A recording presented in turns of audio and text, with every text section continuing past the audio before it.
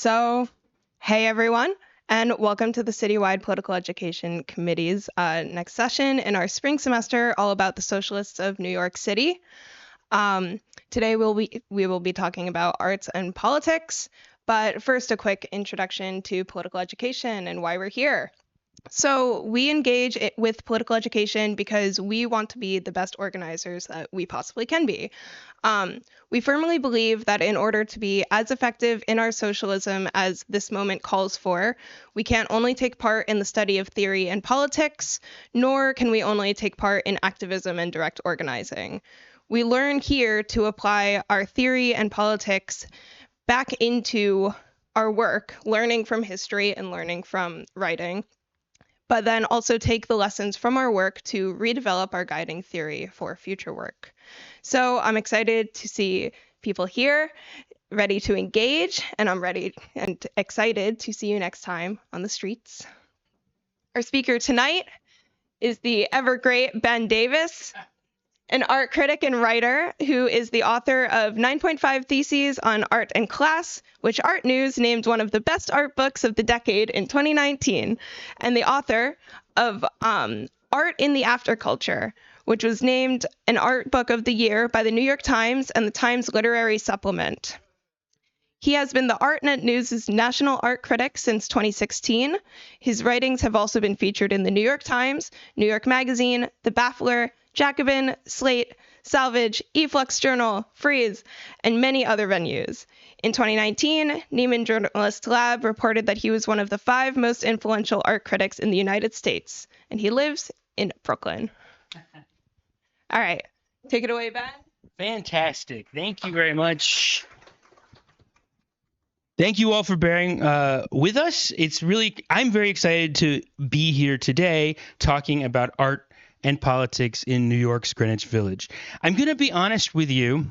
This is a long talk, and I feel like I have bitten off more than I can chew. This is a tremendously rich history. So why did I want to do it? First, because there is so much of it. This is just the map of civil rights and social justice landmarks in Greenwich Village. It's right here. This is a series on the radical history of New York. So I think we should claim it. There's a lot of interesting stuff to talk about and to be proud of in our tradition, which is the tradition of left-wing people trying to change the world. However, I do feel slightly guilty because it does feel like we're having lots of talks that are about very serious pieces of New York's history in terms of like labor organizing and political activism, and the art and politics talk always feels a little bit like dessert or candy. And here we are right smack dab in the middle of the series.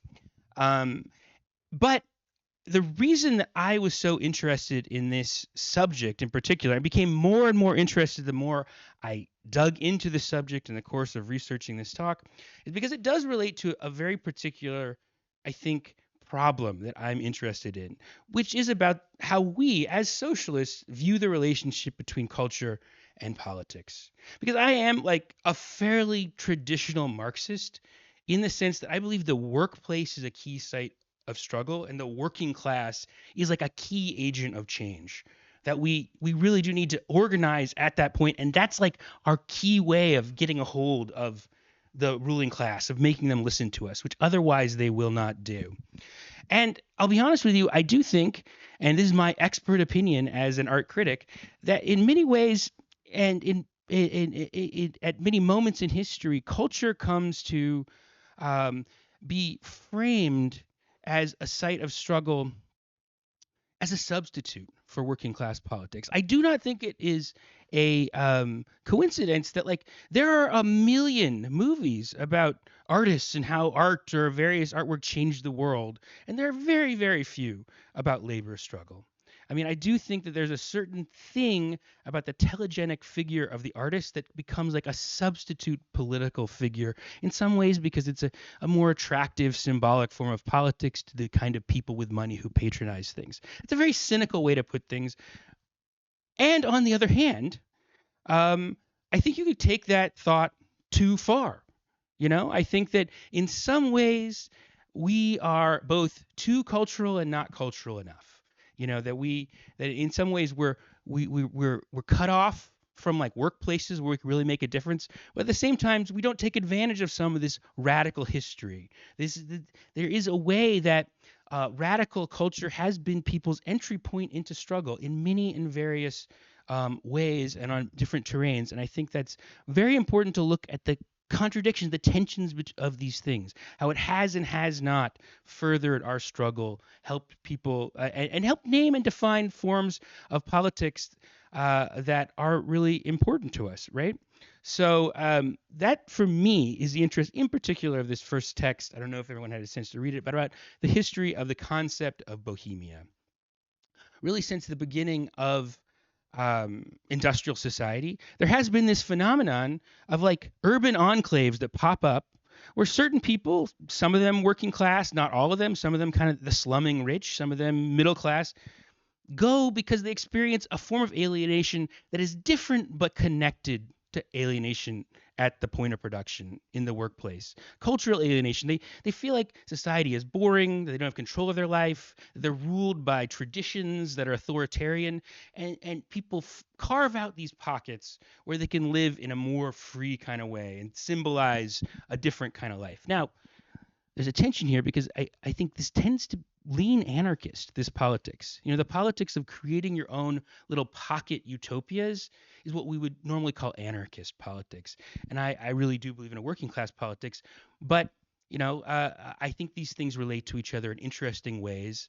And this talk is going to be about some of the heroic and strange ways that these different kinds of politics, cultural and otherwise, have interacted.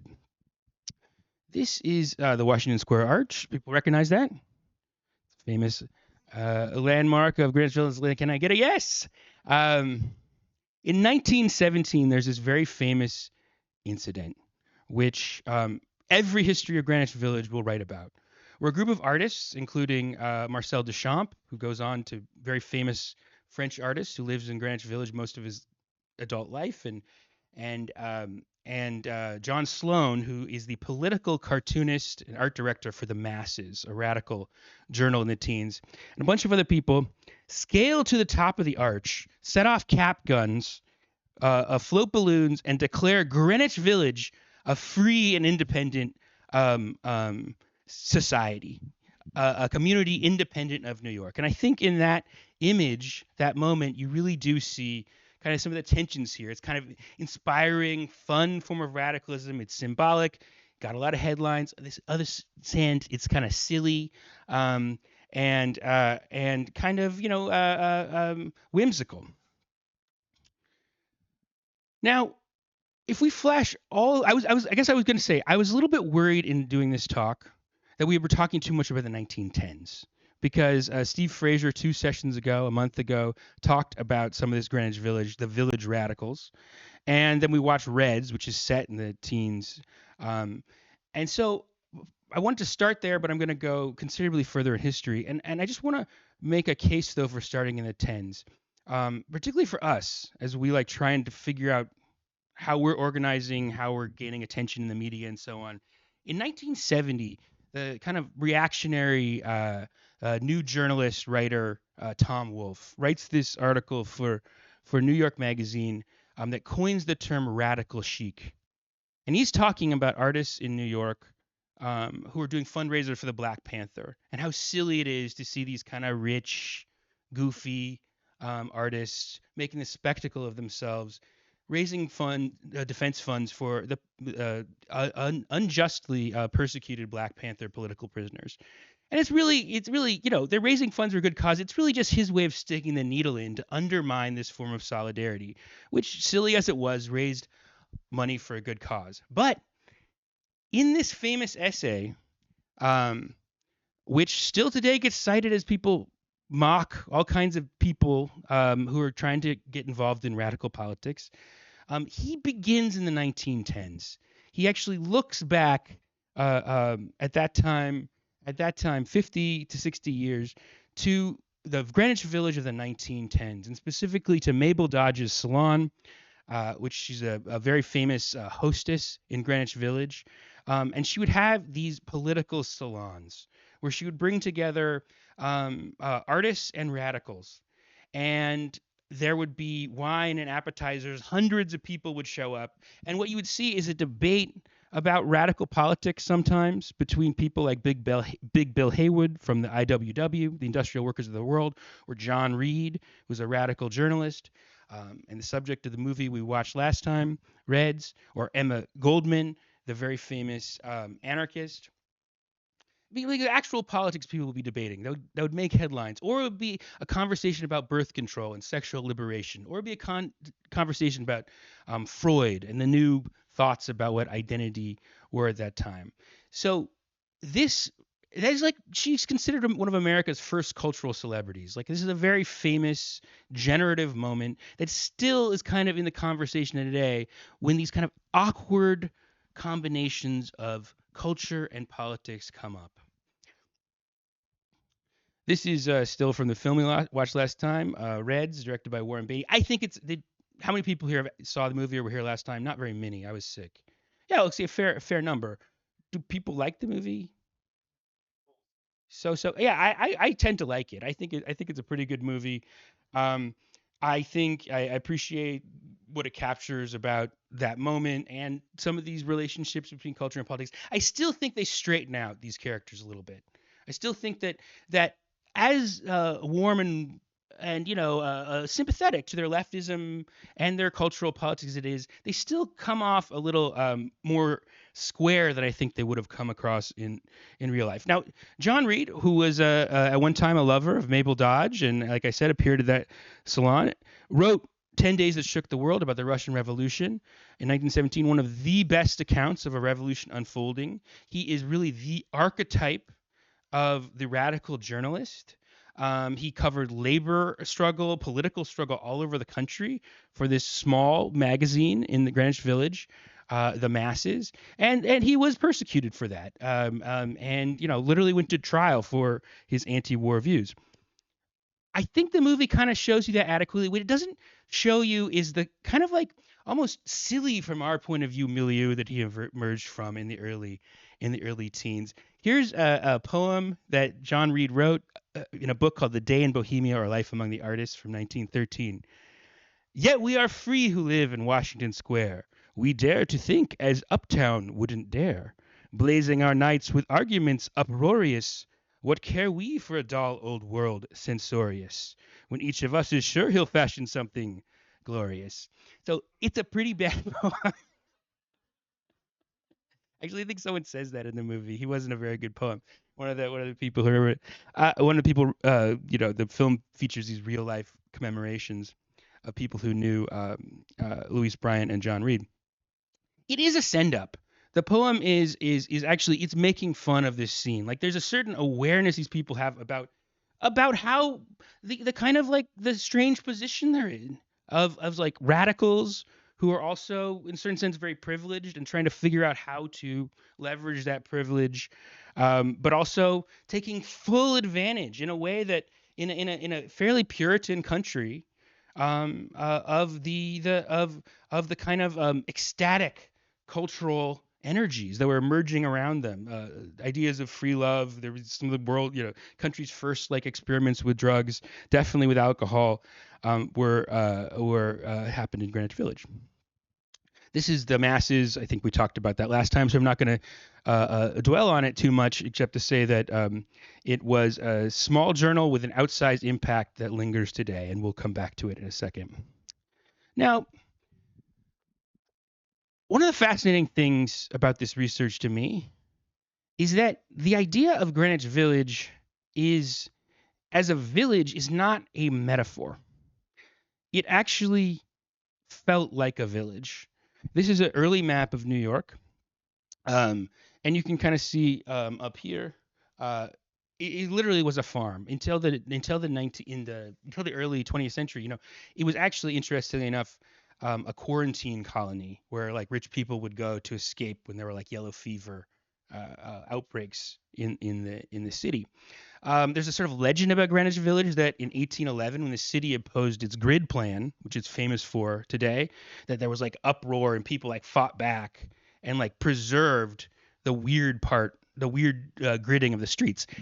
I don't know if the protest part is right, but it captures the thing that Greenwich Village feels like an urban space set apart, and the fact that it's the part of the city you know as the place where you get lost is a feature, not a flaw, in terms of how these people thought about it and what made it so attractive to people looking for a different way of life.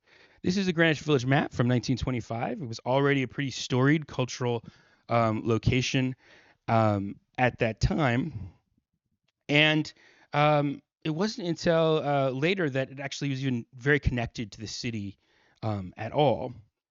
Um, and there's a sort of kind of, I guess I'd say, tension that I want to flag here because I think again, it relates to the tension between politics, the kind of politics represented in this sort of cultural world, and other kinds of politics, which is think about what it means.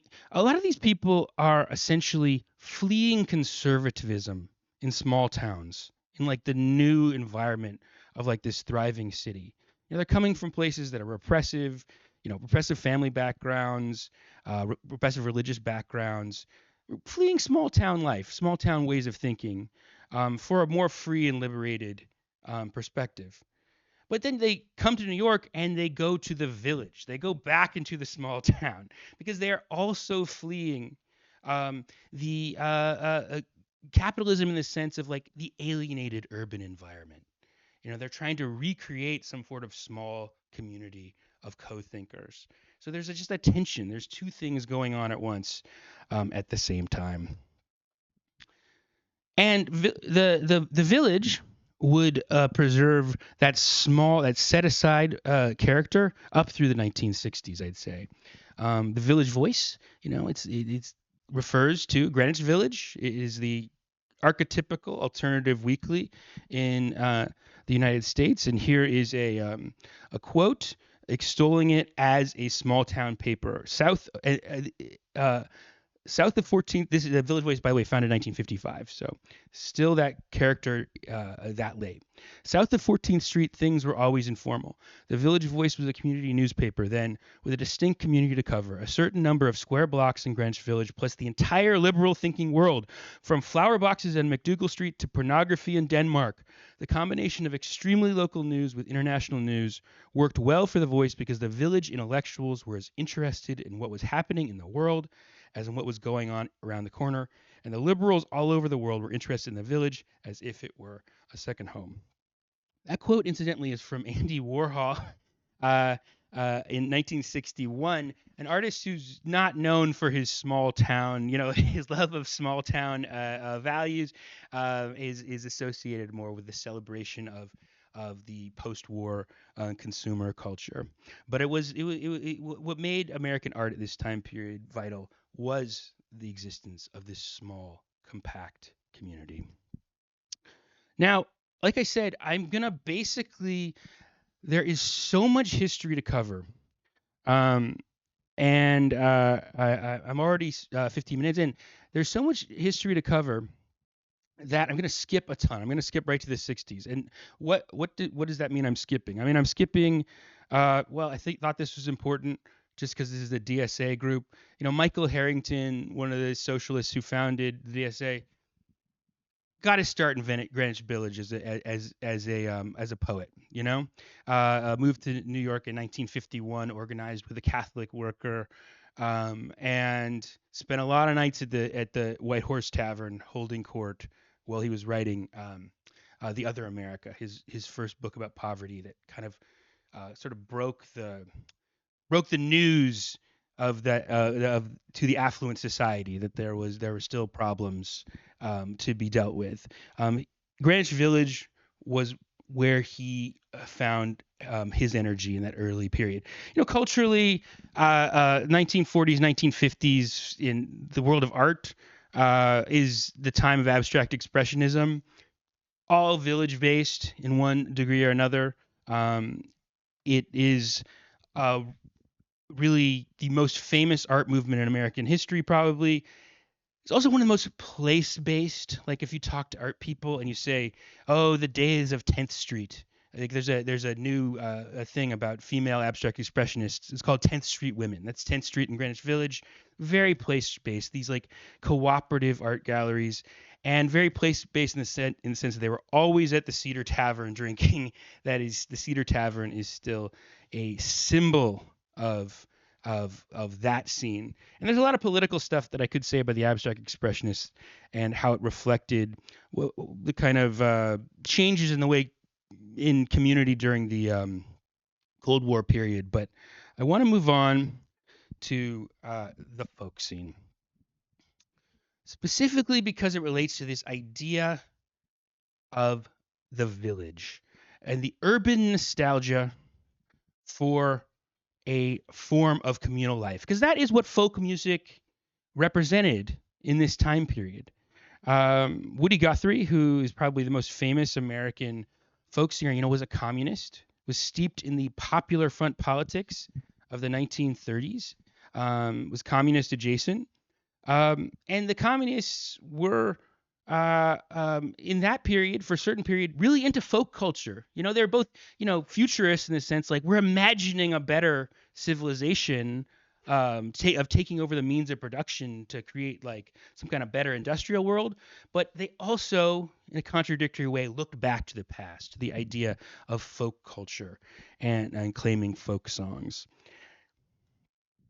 And in the context of the 50s, which were very repressive, McCarthyite times, it was very hostile to be radical, but it's also just like an alienating time for a lot of young people in the baby boom raised in the suburbs who were looking for something, a community that felt a little less organic, integral, whole, came to the city, and one of the forms of culture that they discovered was the folk music scene, which grew and grew and grew throughout the 1950s, until in 1961 there's great videos of people playing folk music around the Greenwich Village fountain, or the Washington Square fountain, beneath that famous arch where Marshal Duchamp and friends launched their play revolution in 1917.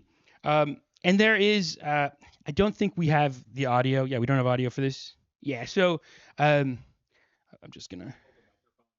Nah, it's fine. I'm not gonna play it, but beautiful. If I commend it to you, if you get a chance, it's a great film from 1961 called Sunday, which just documents the confrontation with the police by the Folkies in 1961, when you can just see them talking to the cops about like, why have we been denied a permit? Like, and the cops saying, well, you have to disperse. And they're saying, is like, well, they're saying we bring unsavory elements. That's a lie. That's a lie. And trying to talk reason to the cops at a certain point, breaking into songs, saying like, we're gonna sing you like a great old American folk song, and they all sing together the Star Spangled Banner. Um, uh, um, and getting more and more heated with the cops, trying to explain to them in a million ways. It's like the police saying, like, well, we're just following orders, and these young people saying, like, well, don't you have a brain of your own? Like, what kind of country is this? And then by the end of the film, it's a battle with the police, and the police are arresting people, dragging people away, and the protesters are yelling, Sig Heil, Sig Heil, to them. So you really see in this 117-minute film, like a certain kind of cultural politics, where people are just looking for within the city, a kind of a better form of community, and that community coming into conflict with business, with the city administration. At a certain point, someone yells out, "They're trying to destroy the village. That's what this is all about." And I really do recommend it, but it's a long film. It's a long talk, anyways. In any case, that was called the Beatnik Riot in 1961. That's a misnomer because they were not beatniks; they were folkies. The beatniks hated the folkies. They thought that they were way too sincere and earnest and cringe in the parlance of our day.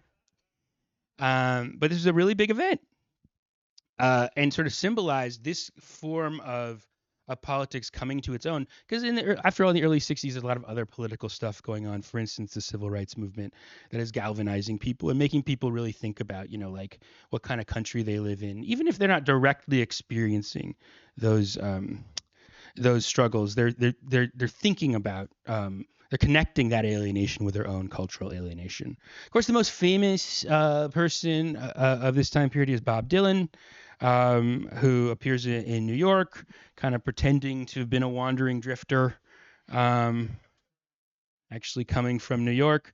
This is the cover of the Freewheeling Bob Dylan from 1963. I want to flag the woman with him, his girlfriend there, Susan Rotolo, an activist herself and gets the credit. She's a racial equality activist, anti-nuclear activist, and gets some of the assist in terms of Bob Dylan and bringing him into a sort of political, into the political side of the folk scene. He's almost immediately anointed as like the voice of his generation as a very young man. He speaks at the 1963 March on Washington famously with, sings along with a bunch of other folk singers. And then by 1965 is done with it. There's a tremendous pressure on him to produce political art, and he completely decides that is not for him. Those records I've already made, he said in 1964, I'll stand behind them, but some of that was jumping into the scene to be heard, and a lot of it was because I didn't see anyone else doing that kind of thing. Now, a lot of people are doing finger-pointing songs, pointing to all the things that are wrong. Me, I don't want to write for people anymore, to be a spokesman. I think that's very emblematic of a certain tension you see throughout the history of cultural politics. It happened at the masses in 14, 15, 16 when they had like cartoonists, and there was a big split at the magazine between the cartoonists who were just there because they wanted a place to show their art, and the cartoonists who wanted their art to be directly political. And they had to purge the non-political cartoonists from it because there's a tension, right, between the people who are there because their art is their self-expression, it's their escape from alienation, and the people for whom their art is an instrument to fight alienation itself. Now, since we've already talking about the civil rights scene, I want to loop back again, and I think we should talk about the question of race and racism within Greenwich Village, because we've already talked about it as a small town, and to a certain extent, it has some of the problems of a small town. Now, even back into the 10s and 20s, there was interest in like black culture. There's a big connection between like the Village and Harlem during the Jazz Age. Often it was in the form of kind of exoticism, some kind of like a praise, but by way of, like, oh, black culture is so authentic and alive. But there are heroic moments. There are heroic moments. I mean, one of them, The Liberator, which follows the masses, is the place to publish Claude McKay, the great black communist poet. His poem, If We Must Die, which is one of the great anti-lynching poems after the Red Summer of 1919, when there were a lot of like race riots. In the 1960s, Greenwich Village, there are black painters who come together. They meet at the studio of Romare Bearden on Christopher Street, who's a great painter. They start a group called the Spiral Group. That's originally in 1963. It's just about trying to figure out how to get more a group of black artists to the March on Washington, but it goes on and becomes a very significant cultural force. But I think the most significant and impactful connection between a black cultural politics and the Village is in the figure of Leroy Jones, who becomes Amiri Baraka in 1965. So Jones is a poet. I could get this wrong. He fails out of Howard University, joins the military, experiences terrible racism in the military, but also educates himself in literature and the classics. Is deeply inspired by Allen Ginsberg, who was at that time living in Greenwich Village, and moves there to create a life for himself. Marries a white Jewish woman, has 2 kids, is like really an important figure in the scene in Greenwich Village. In 1963, he produces his most famous play, which, because of all the peaking, we're coming to a certain peak in the civil rights movement, is a sensation. It's called Dutchman. This is a very lurid poster for a movie version of it in 1967. That is this very dark, unsettling play about like this train car where middle class, intellectual black man meets a white woman who seduces him and then kills him in the course of the play. And it's this very dark, like pondering, like troubling play about like race relations in that moment, and really makes him a star and a sensation. Then in 1965, um, Malcolm X is killed, and he says explicitly he's hanging out with radical jazz folk in the East Village now, and says they all come to the conclusion that this is just a bunch of white shit. You know, these are white shit by white shitheads, and he decides he's going to change his name and move up to Harlem. He says. I can't see the top of mine. I was some colored bohemian liberal living on the Lower East Side in hedonism heaven, yet could not sound like that. What the fame Dutchman brought me and raised up in me was this absolutely authentic and heartfelt desire to speak what should be spoken for all of us. I knew the bullshit of my own life, its twists and flip outs, yet I felt now some heavy responsibility. If these bastards were going to raise me up for any reason, then they would pay for it.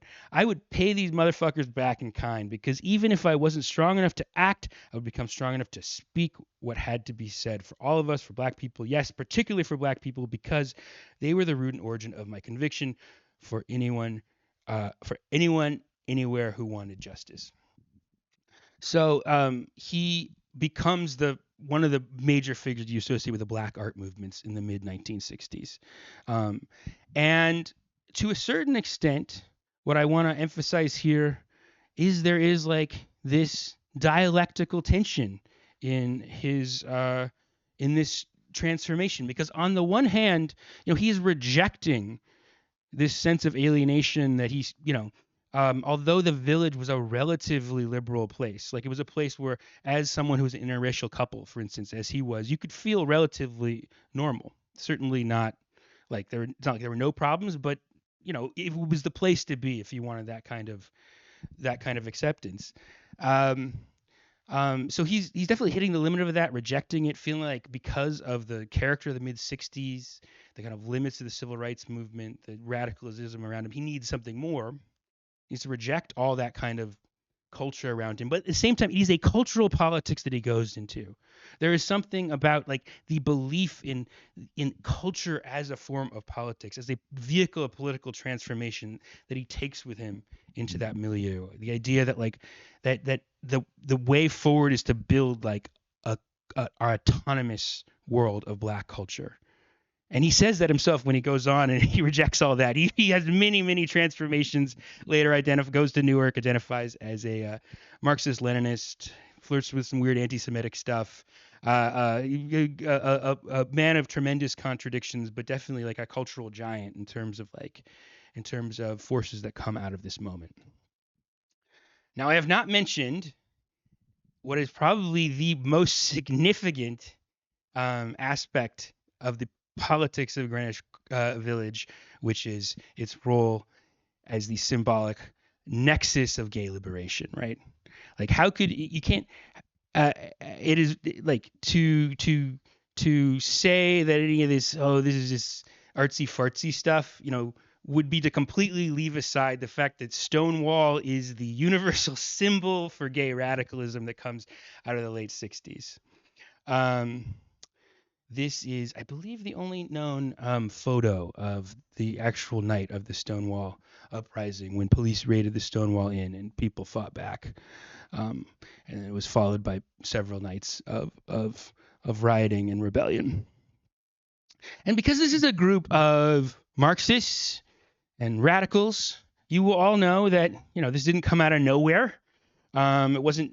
There was a spontaneous quality of it, but these people were steeped in forms of self-organization. There were networks of people, organizers who'd organized forms of self-help. Some of them were Marxists. Some of them were emerging from Marxist organizations, either with or against different kinds of Marxist organizations, viewed the kinds of organizing that they did as in dialogue with organizing that they might have done in the civil rights movement, or other forms of movement, other forms of activism.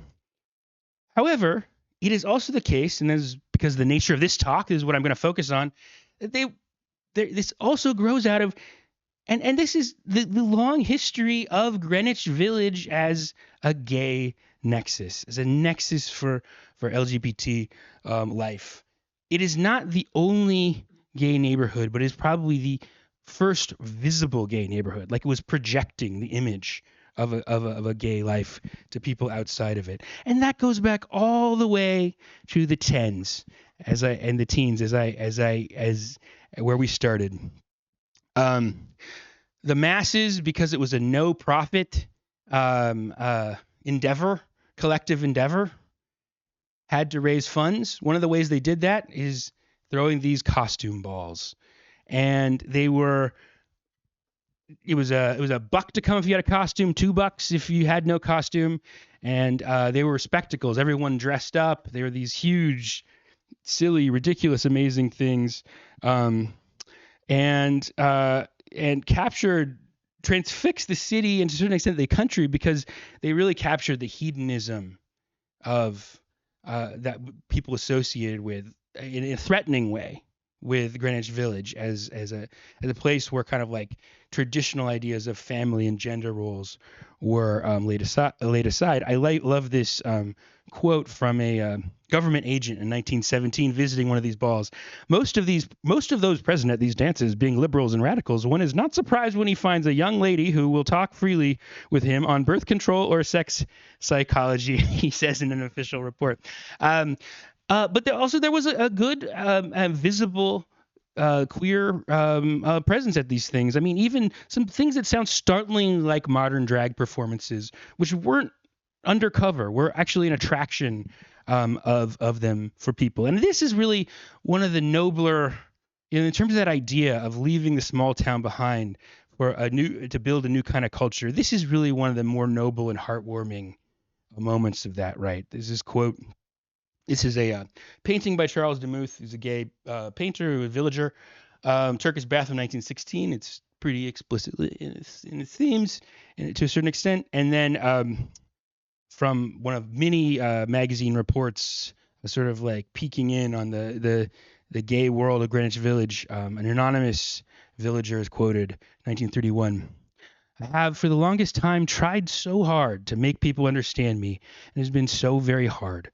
My friends that I know don't care for people of that kind, and I left them because I always thought they would find me out when I went down to the village and met plenty. And then I went down to the village and I met plenty of gay people.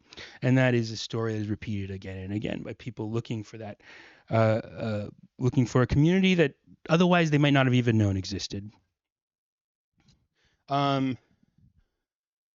An entire world of gay bars grows up in the neighborhood. It was famous for its gay and lesbian bars. By the late 50s, you have these are actually an import to the Greenwich Village. The Mattachine Society, which is a political organization representing gay men, and the Daughters of Bilitis, representing gay women. This is the first newsletter of the Daughters of Bilitis in 1959, and you can see them trying to organize a cultural networks of their own, bring people together. It's a trip out to Jacob Riis. Seems like something that could happen, in our own day. Though without the kind of risk that this implied for people in this time period. The village also becomes. I haven't even talked about theater. There's an entire other talk that began on theater. It is but it is of course the heart of the gay theater scene. This Cafe Sino, I think, at 31 Cornelius Street, is considered by many people who write about these things to be the birthplace of like the camp aesthetic. And this quote gives a sense of just like the kind of like yeah, again, the kind of village quality, the community within a community quality of Greenwich Village, even in the 60s, is Patrick H. Hoffman, who's a playwright. Most of us were only barely aware that writing about gays was unusual. We lived in a fairly enclosed world, perhaps a theatrical Garden of Eden, and thought little about the outside.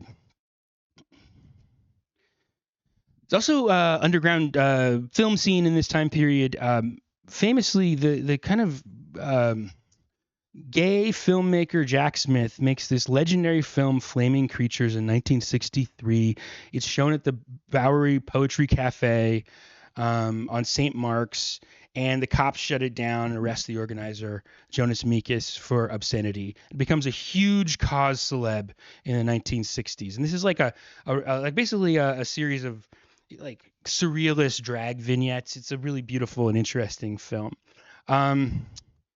But the point being, 5 years before the Stonewall riots, there's like all this political activity going on around defending various forms of content that against censorship, against like the being suppressed by the city. I wanted to before I move into the final incident in my talk, I did wanted to arrive here at Jack Smith, because Jack Smith is a very interesting figure, history of film, and also has like a socialist politics, is like considers himself some kind of socialist. This is the back of the memorial card, the card that was given out as his memorial when he died in 1981, I think. And it says, a lot of his films, they had these camp spectacles, so they'd invoke these old movie stars. Particularly Maria Montez was one of his like icons in the play. So on the back of the card it says, "Oh, Maria Montez, give socialist answers to a rented world." That's what it says on his these like sort of final words to the world. Landlords, rentals. Landlordism was Jack Smith's name for capitalism. He hated landlords. They were the bane of his existence. He considered them the enemy of all creativity, and a lot of his work revolves around these kind of demonic stories of this struggle between the forces of creativity and the forces of landlordism. And I wanted to arrive there because that is the final area of sort of culture and politics that I think we need to talk about when we talk about Greenwich Village. You'll notice that as we've gone on, sort of moved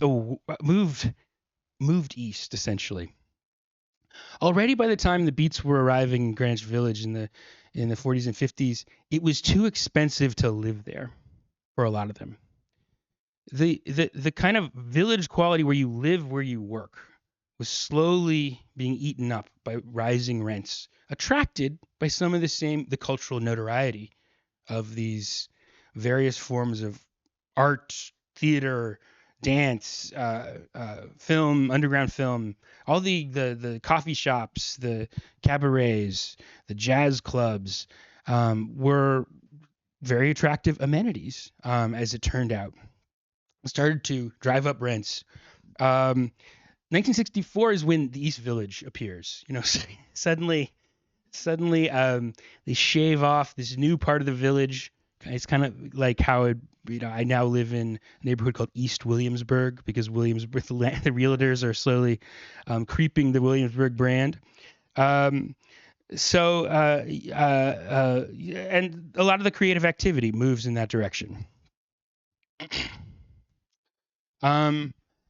Which brings us to, I think we read a piece from The Guardian about the activism of Jane Jacobs and the struggle over urban space in this time period. Like I said, there's this legend of Greenwich Village that the people always fought to keep the irregular geography, the sense of community. And it really is like, that is a fight. Like, it is something that was maintained through a fight. In 1961, there's into the period, been these huge post-war spectacles of urban renewal, of like tearing up cities and suburbanization. A lot of the thing that people are now coming from in the 60s, not small towns, but suburbs. What the white flight, the flight of people to the outer ring suburbs has been facilitated by a lot of new building of highways. and has left a certain amount of blight on the landscape. And Jane Jacobs writes this book, The Death and Life of Great American Cities, which is where she's arguing against that. It's one of the first arguments for the benefits of an urban space like Greenwich Village as a city policy. We're going now back. We're back in Washington Square, where we began with Marcel Duchamp. Here is the city's proposal for what Washington Park would have been. It essentially would have put a highway through. This is the fountain where all those folk singers were circling around. There would have been a highway straight through it, and that involved a certain kind of struggle that was a new form of way people were thinking about urban space organizing together. Jane Jacobs brought together, as the essay talks about, like a very effective community organizer, bringing together all kinds of different forces, and ultimately managed to stall and stop these various forms of urban renewal, which would have ended the character that she loved so much, the village quality of the village. However, that's kind of where we have to end it, because what is interesting is that what I would consider maybe the high point of the political, cultural potential of Greenwich Village, which I would say is Stonewall in 1969.